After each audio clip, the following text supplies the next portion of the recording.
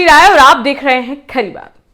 इस festive season त्योहार ऐसे घर में मनाइए कि देखने वाले देखते रह जाएं। बनिए झांसी की सबसे खूबसूरत और ready to move luxurious township Radhika Orchid का हिस्सा। Celebrating grand success of 131+ bookings and 30 possessions. तो आज ही बुक करें अपने सपनों का घर सभी मॉडर्न फैसिलिटीज और एमिनिटीज के साथ। RERA and JDA approved Radhika orchid, Kanpur Gwalior bypass, Jhansi.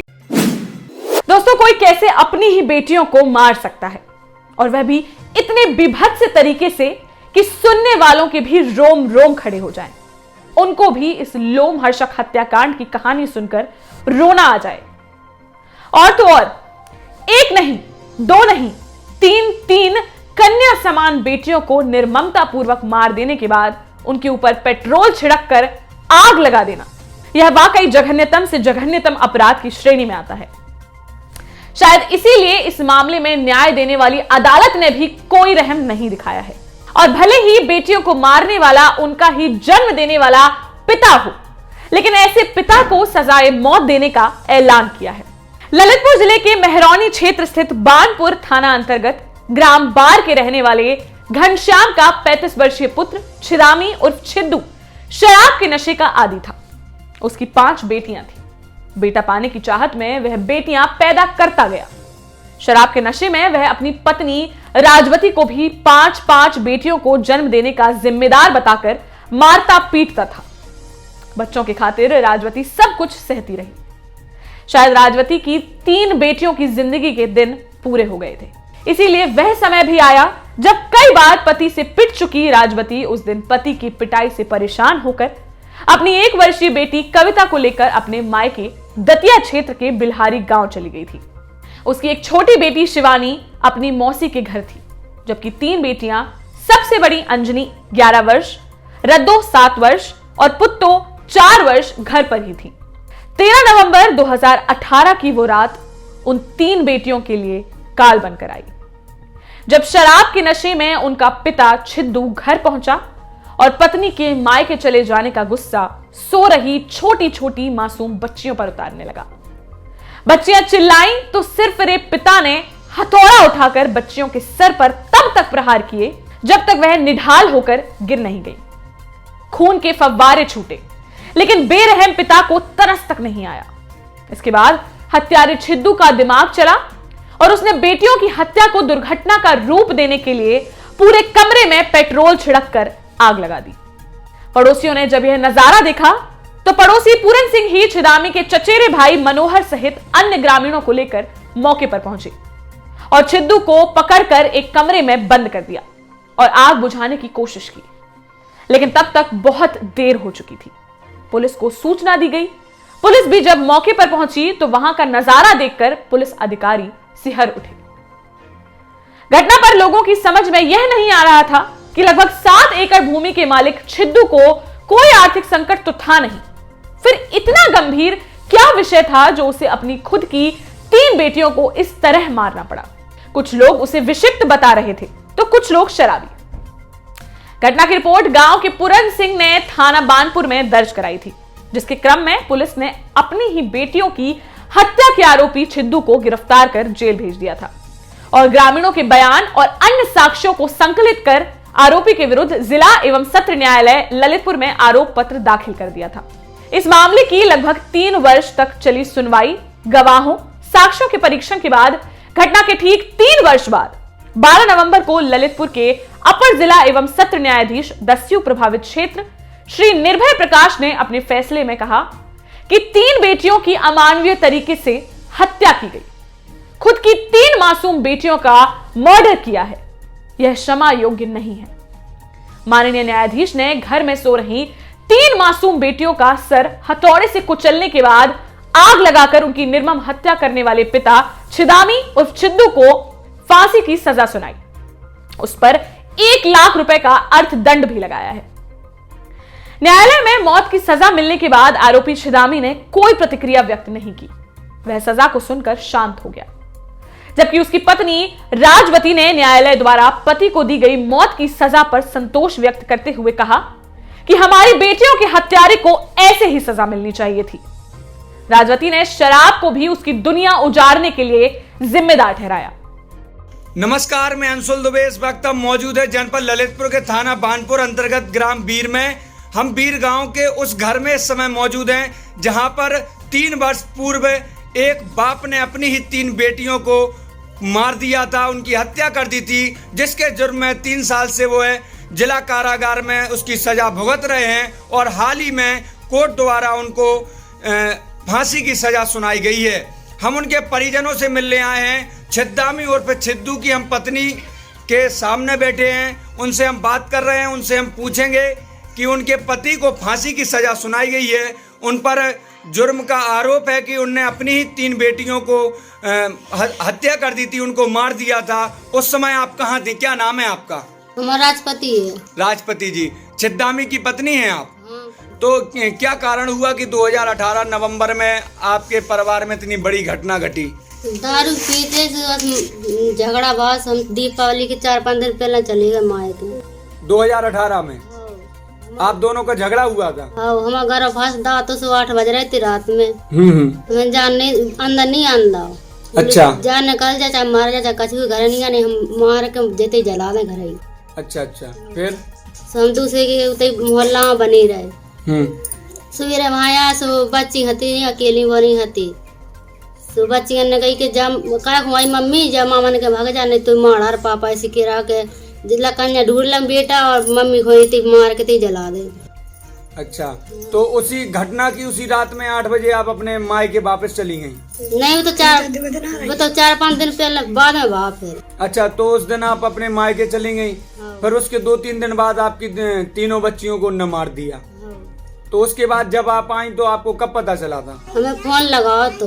अच्छा, फिर आए थे। फिर ललितपुर कही की आग लगा दी से भागी।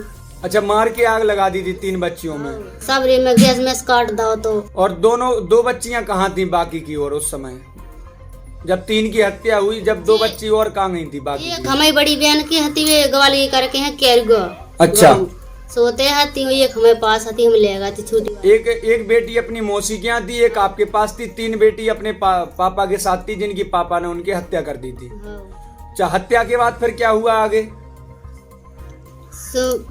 बस हमें उते आए ललितपुर में, अब जानकारी मिली तो उन्हें बच्चे ने घर ले आए।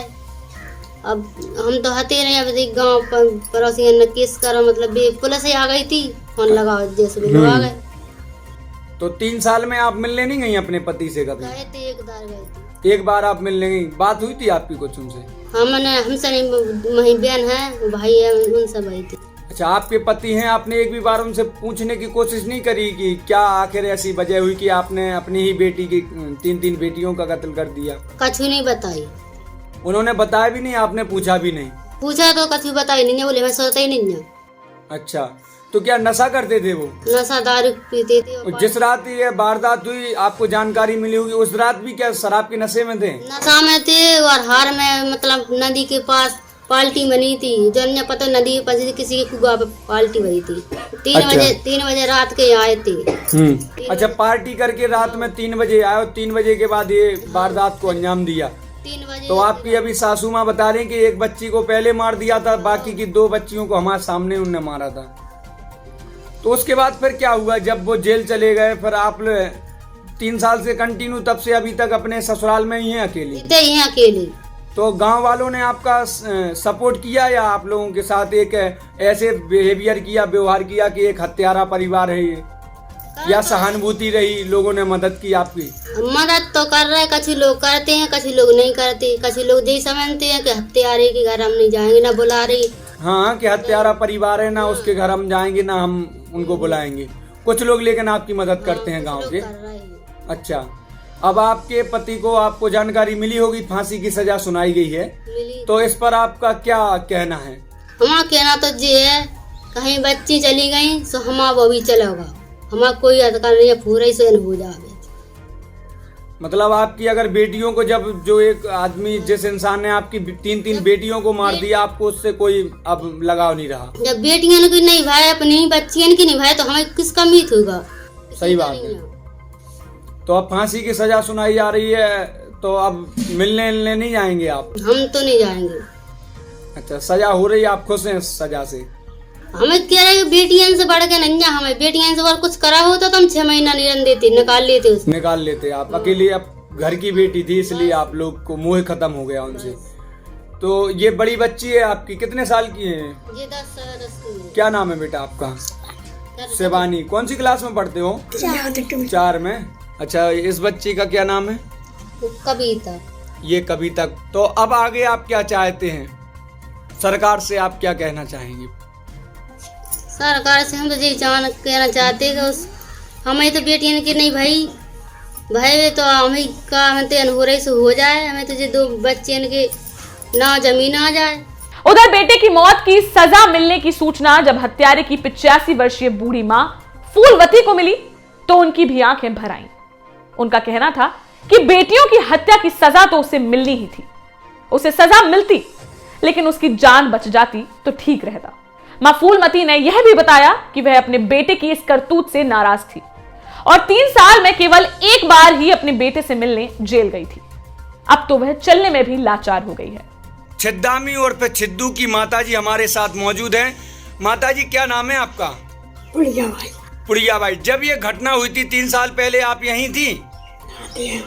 अब थी यहीं? तो आपको कैसे पता चला था फिर? एक तो हम सो रहे थे जब। अच्छा। 200 हमारा छुटा ऐसे ठाड़े थे हम तो। अच्छा, एक आप जब सो रही थी, एक को जब मार दिया, 2 को आपके सामने ही मारा। कैसे मारा था? अच्छा, 2 मारा और उसमें ही खत्म हो गई थी। फिर उसके बाद क्या हुआ था आगे? फिर तो पुलिस आ गई। जब से बंद है अभी तक, तो तब से जब से वो अभी तक जेल में हैं और अब उन्हें फांसी की सजा सुनाई गई है। अब आप लोग कैसा महसूस कर रहे हैं? आप अपने बेटे को भावनात्मक रूप में देख रहे हैं या फिर एक अपराधी के तौर पर देखते हैं? तो आपसे हम ये जानना चाहते हैं कि अब आप क्या चाहते हैं कि कैसा होना चाहिए था? आपको जानकारी है आपके बेटे को फांसी की सजा सुनाई गई है? बस बात तो मतलब आपकी जी है, अगर छूट जाते तो सही रहता? छूट जाते तो सही रहती। छूट जाते तो सही रहता। अच्छा, गांव के लोगों ने मतलब सपोर्ट किया आपको या नहीं किया? नहीं किया। गलत किया तो इसलिए सपोर्ट नहीं किए गांव वाले।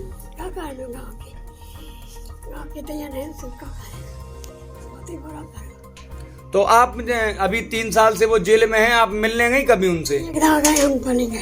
केवल एक बार मिली हो? तो क्या बात हुई थी आपकी? अच्छा, कोई बातचीत नहीं हुई, मिलने गई थी एक बार? बूढ़ी मां के साथ अब विधवा बहू राजवती और जीवित बची 2 पोतियों 10 वर्षीय शिवानी और 4 वर्षीय छोटी कविता ही बची है। उन्हें भी अपने पिता को मिली मौत की सजा का कोई दुख नहीं है। अब चारों लोग उसी मकान में रहते हैं, लेकिन उस कमरे में हमेशा ताला ही पड़ा रहता है जिस कमरे में 3 बेटियों की हत्या करके उन्हें जलाया गया था। बेटियों की मां राजवती कहती हैं कि जब भी उस कमरे को खोला जाता है तो फिर से मासूम बेटियों की और उनके साथ हुई इस बर्बर घटना की याद ताजा हो जाती है। न्यायालय के इस ऐतिहासिक फैसले की जानकारी सरकारी वकील राकेश तिवारी ने विस्तार से दी है। सुनिए उनका क्या कहना है। आज माननीय न्यायालय द्वारा अभियुक्त छिदामी और छिद्दू, जिसने अपनी 3 बच्चियों की हत्या की थी, सिर कुचल के उनको हत्या की पहले और उसके बाद उन तीनों बच्चियों को पेट्रोल डाल के आग के हवाले कर दिया था, जो मुकदमा वर्ष 13/11/18 का है। और उसमें न्यायालय ने आज मृत्युदंड की सजा सुनाई। कोई टिप्पणी नहीं की। उसने मुलजिम ने यह कहा है कि मैं निर्दोष हूँ, इतना ही कहा था। जज साहब ने कोई टिप्पणी की है? जज साहब ने जघन्य से जघन्यतम अपराध मानते हुए, रेयर एंड रेयर की श्रेणी को मानते हुए इसमें मृत्युदंड की सजा दी है, क्योंकि उक्त अपराधी जो है छिदामी और छिद्दू, वो अपनी तीनों जो पुत्रियां हैं उसकी, जिन्हें भारतीय संस्कृति में देवी का रूप माना जाता है, ऐसा अपराध किया है उसने जो मृत्युदंड के लिए पर्याप्त था। और माननीय न्यायालय द्वारा कौन सी थाने की घटना थी? ये बानपुर थाने की ग्राम बीर की घटना है। ललितपुर में न्यायालय में जब हत्यारोपी को फांसी की सजा सुनाई गई तो वहां मौजूद अधिवक्ताओं, अन्य अधिकारियों और आमजनों ने इस फैसले की सराहना की है। सभी ने यह माना है कि इस प्रकार की घटना बहुत ही निंदनीय है। हमारे साथ थाना बानपुर अंतर्गत ग्राम बीर के निवासी जो चौकीदार भी हैं, ये इस घटना के गवाही भी हैं और घटना के दिन ये मौके पे पहुंचे थे। क्या नाम है आपका? पूरन सिंह। पूरन सिंह जी, क्या घटना हुई थी उस दिन? घटना वही थी कि समझ लो कि होते पहुंचे हम 4 बजे रात में। अच्छा। उसको वो बुला भी आओ हमारा ने। हाँ हाँ। वो का नाम थे? मनोहर बुला भी आओ, सुबह कल हमारे घर में आग लगा दी, वो पने में लगा दी। हम जाके होते हमने देखो तो सबरे में आग लगी थी और भीतर गए देखो हमने की जो कहा है सुबह कल के हमने कहा होगा कल के मोड़ी मारा ही हमने की ने कल हमने काय मारा ही तेने हमने सिद्धू से पूछी कि काम काय मारा है तो कल मारा ही मारने थी सो हमने क्या मारा ही तो कल 3 मारा है हमने 3 मारा ही कल। हाँ हमने बिटकरी देने बुरा करो तेने बस गैस सिलेंडर खोले तो फिर वो गैस सिलेंडर हमने उठा के धरो कि मोड़ी बारें उठा के धरी उसके आंगन में। हाँ इतने फिर बस पुलिस को फ़ोन लगाओ और फिर बस 100 नंबर का फ़ोन लगाओ से जा पहुँची फिर तो सब आतकारी पहुँच गए होते। इसकी वजह क्या है? अब वजह हम नहीं बता सकते कि क्या है वजह। उसने तो जा कही कि हमें तो मारने थी, तो मारा ही हमारे यहाँ से मारा ही। कितने बजे की घटना थी? हम पहुँचे तो 4 बजे। अच्छा। और 4 के पहले घटना हुई। हाँ। छोटी छोटी बच्चियां कन्या का स्वरूप होती हैं, उनकी पूजा हिंदू समाज करता है। इसके बावजूद शराब का नशा हो या अन्य कोई भी वजह, इस प्रकार की घटना दिल दहला देने वाली है और ऐसी घटना को अंजाम देने वाले व्यक्ति को समाज में और दुनिया में रहने का कोई हक नहीं है। अब हत्यारे छिदामी उर्फ छिद्दू को कब फांसी होगी, लोगों को उसका इंतजार है।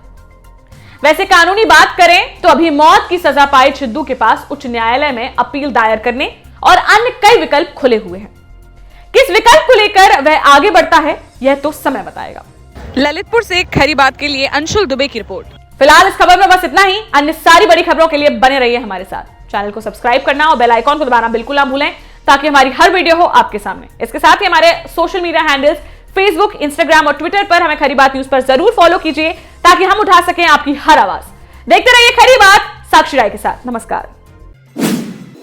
बरुआ सागर का पांडे मिष्ठान भंडार, जिसके रसगुल्ले की गली गली है चर्चा, उनकी ओर से आप सभी को दीपावली की हार्दिक शुभकामनाएं। तो फिर आप भी पधारिए पांडे मिष्ठान भंडार, बस स्टैंड, बरुआ सागर।